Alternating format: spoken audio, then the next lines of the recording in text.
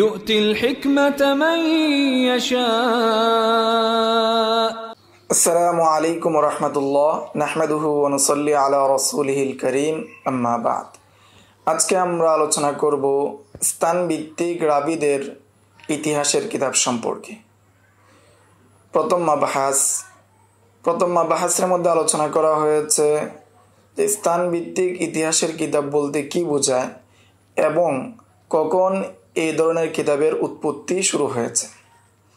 এক নম্বর আলোচনা, মুহাদ্দিসগণ স্থানভিত্তিক ইতিহাসের কিতাব সম্পর্কে গুরুত্ব দিয়েছেন বিভিন্ন শহরের, যে সমস্ত শহরের মধ্যে যে রাবীগণ সফর করেছেন এবং এই সম্পর্কে জ্ঞান রাখাকে বা এই সম্পর্কের জ্ঞানকে উলুমুল হাদিসের একটি প্রকারের মধ্যে অন্তর্ভুক্ত করেছেন। এবং উলামায়ে কেরামগণের মধ্য থেকে অনেকেই এই ধরনের ইলমকে অর্থাৎ স্থানভিত্তিক ইতিহাসের কিতাবের বিষয়ে গুরুত্ব দিয়েছেন, ফলে স্থানভিত্তিক ইতিহাসের কিতাব উৎপত্তি হয়েছে। 2 নম্বর আলোচনা, হাফেজ নববী ওনার ওফাত 676 হিজরিতে। তিনি বলেন যে 65 নম্বর প্রকার সেটা হলো স্থানভিত্তিক রাবীদের বা শহরভিত্তিক রাবীদের পরিচয় জানা। আর সেটার ক্ষেত্রে অর্থাৎ স্থানভিত্তিক বা শহরভিত্তিক ইতিহাসের ক্ষেত্রে হুফাজে হাদিসগণ এটার প্রয়োজন অনুভব করেছেন তাদের লিখনির মধ্যে এবং অন্যান্য ক্ষেত্রে।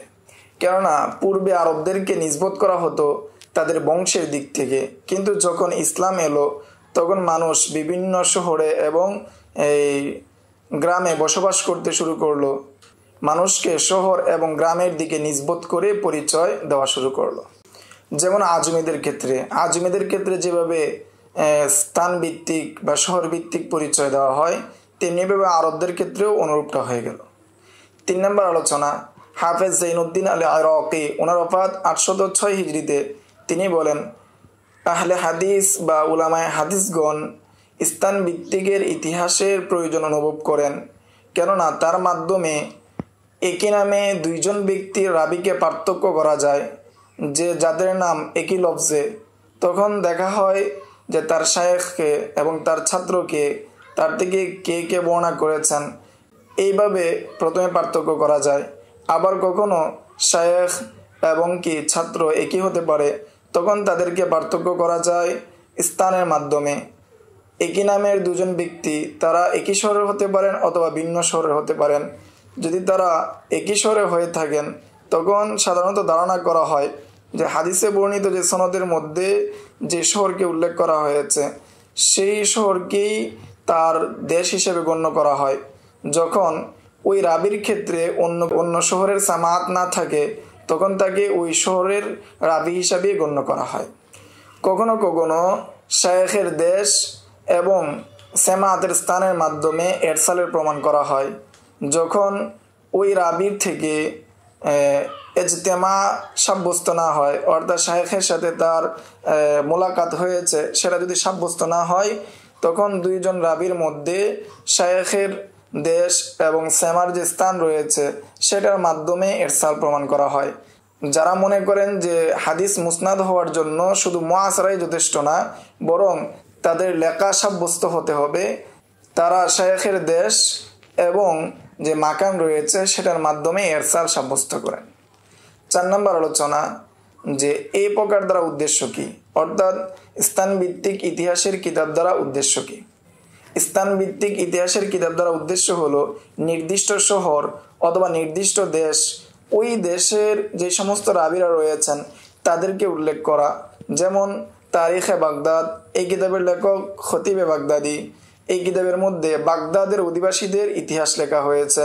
বাগদাদের মধ্যে যে সমস্ত রাবীরা হাদিস বর্ণনা করেছেন তাদেরকে বা তাদের জীবনীকে উল্লেখ করা হয়েছে। খতিবে বাগদাদির ওফাত হলো 463 হিজরিতে। অনুরূপ তারিখে দিমাশক, এই কিতাবের লেখক ইবনে আসাকির, ওনার ওফাত 571 হিজরিতে। এবং বিভিন্ন শহরের রাবীদেরকে একত্রিত করা হয়েছে, যেমন তবকাত ইবনে সাদ, ওনার ওফাত 230 হিজরিতে। এবং বিভিন্ন শহরের প্রসিদ্ধ যে উলামায়ে কেরাম ছিলেন তাদের জীবনীকে উল্লেখ করা হয়েছে, যেমন মাশাহির ও উলামাইল আনসার, এই কিতাবের লেখক ইবনে হিব্বান, ওনার ওফাত 374 হিজরিতে। অনুরূপ কিতাব আল ইরশাদ, এই কিতাবের লেখক আল্লামা খলিলি, ওনার ওফাত 446 হিজরিতে।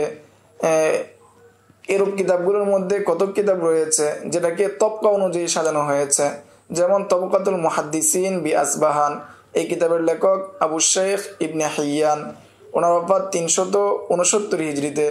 অথবা কতক কিতাব রয়েছে যেটাকে হরুফুল মুআজ্জামের ভিত্তিতে সাজানো হয়েছে, যেমন তারিখে বাগদাদ, এই কিতাবের লেখক খতিবে বাগদাদি।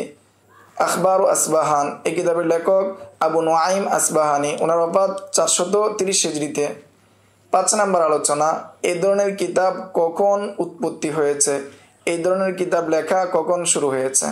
এই বিষয়ে উস্তাদ আদ-দাক্তুর আকরাম আমুরি তিনি বলেন যে রিজাল সম্পর্কে বা রাবি সম্পর্কে যখন কিতাব লেখা শুরু হয়েছে তখন নির্দিষ্ট শহর কেন্দ্রিক বা দেশ কেন্দ্রিক লেখা শুরু হয়নি, বরং শুরু হয়েছে অনেক শহর বা আমভাবে লেখা হয়েছে, এবং সেটা শুরু হয়েছে যে 2য় শতাব্দীর মধ্য থেকে 3য় শতাব্দীর মধ্যে, এবং এরপর সময়ের মধ্যেই নির্দিষ্ট শহর কেন্দ্রিক অর্থাৎ একই শহর কেন্দ্রিক রাবিদের জীবনী লেখা শুরু হয়েছে।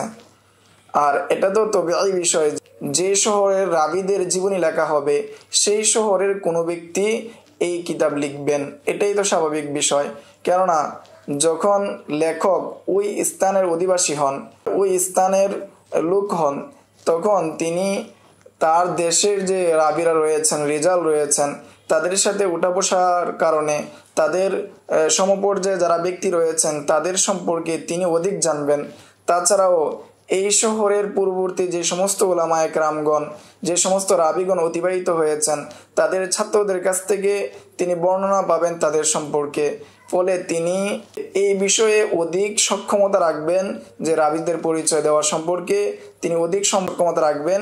যে ব্যক্তি অনেক শহর সম্পর্কে লেখে অথবা অন্য শহরের লোক তার শহর ব্যতীত অন্য কোনো শহরের রাবিদের জীবনী লেখে, তার চেয়ে যিনি যে শহরের রয়েছেন, যেই দেশে রয়েছেন, ওই দেশের রাবিদের জীবনী যিনি লিখবেন তিনি তাদের পরিচয় দেওয়ার ক্ষেত্রে অধিক সক্ষমতা রাখেন। এই জন্য স্থান ভিত্তিক যে ইতিহাসের কিতাব রয়েছে সেই কিতাবগুলোর মধ্যে সূক্ষ্ম মালুমাত থাকে, যেটা যে সমস্ত কিতাব বিভিন্ন শহরের রাবিদেরকে অন্তর্ভুক্ত করে, সেই কিতাবগুলো থেকে নির্দিষ্ট শহরের রাবিদের জীবনী যে কিতাবে উল্লেখ করা হয়েছে সেই কিতাবের মধ্যে অধিকতর সূক্ষ্ম মালুমাত পাওয়া যায়। এই জন্য নিজের শহরের শায়েখদেরকে চেনা এবং তাদের রেওয়ায়াতকে চেনা একজন তালিবে ইলমের জন্য সেটা আবশ্যক হয়ে যায়। কেননা সে তার জানাশোনাটা শুরু করবে, তার পড়ালেখা শুরু করবে নিজ দেশ থেকে এবং নিজ শহর থেকে, এবং নিজ শহরের যে উলামায়ে কেরামগণ রয়েছেন, রাবি যারা রয়েছেন, রিজাল যারা রয়েছেন, তাদের সম্পর্কে সে প্রথম জানবে, এটা তার উপর আবশ্যক। দ্বিতীয় মাবহাস আল মাবহাসুস সানি। এখন আমরা আলোচনা করব মাবহাসে সানি নিয়ে। মাবহাসে সানি হলো যে স্থানভিত্তিক ইতিহাসের কিতাবের প্রসিদ্ধ কিতাব নিয়ে।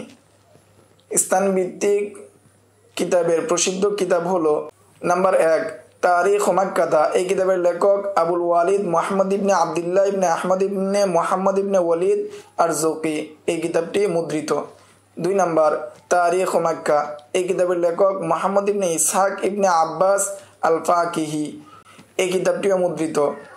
সাখাবি রাহিমাহুল্লাহ তিনি বলেন যে আরজুকি এবং ফাকিহি যে তারা এই কিতাবটি লিখেছেন 3য় শতাব্দীতে, এবং লেখার দিক থেকে ফাকিহির কিতাবটা আরজুকির কিতাব থেকে বিলম্বে। 3 নম্বর কিতাব আত-তারিখ ফি রিজালিল হাদিস ফি মারউইন। এই কিতাবের লেখক আবু আলী মুহাম্মদ ইবনে আলী ইবনে হামজা আল ফারাহিনানি। মারুন হলো খুরাসানের একটি বিখ্যাত শহর। 4 নম্বর কিতাব আখবার ও মারউইন। এই কিতাবের লেখক আবুল হাসান আহমদ ইবনে ইয়াসার ইবনে আইয়ুব আল মারুজি, ওনার ওফাত 268 হিজরিতে। 5 নম্বর কিতাব তারিখ কজউইন। এই কিতাবের লেখক আবু আবদুল্লাহ মুহাম্মদ ইবনে ইয়াজিদ ইবনে মাজা আল কজউইনি। তিনি সাহিবুস সুনান অর্থাৎ তিনি ইবনে মাজার লেখক, সুনান ইবনে মাজার লেখক। ওনার ওফাত 273 হিজরিতে। 6 নম্বর কিতাব তারিখ ওয়াসিত। এই কিতাবের লেখক আবুল হাসান আসলাম ইবনে সাহাল, তিনি প্রসিদ্ধ হলেন বাহশাল আল ওয়াসিতি নামে। ওনার ওফাত 292 হিজরিতে। 7 নম্বর কিতাব তারিখুল হিমসিয়িন, এই কিতাবের লেখক আহমদ ইবনে মুহাম্মদ ইবনে ঈসা আল বাগদাদি, তিনি 3য় শতাব্দীর উলামায়ে কেরামদের থেকে ছিলেন। 8 নম্বর তারিখু হাররান, এই কিতাবের লেখক আবু আরুবা হুসাইন ইবনে মুহাম্মদ ইবনে মাউদুদ, ওনার ওফাত 318 হিজরিতে। 9 নম্বর তবকাত উলামা বালখ, এই কিতাবের লেখক আলী ইবনে ফদল ইবনে তাহের আল বালখি, ওনার ওফাত 323 হিজরিতে। 10 নম্বর তবকাত উলামা বালখ, এই কিতাবের লেখক আবু ইসহাক ইব্রাহিম ইবনে আহমদ আল মুস্তামলি, তিনি 4th শতাব্দীর উলামায়ে কেরামদের থেকে।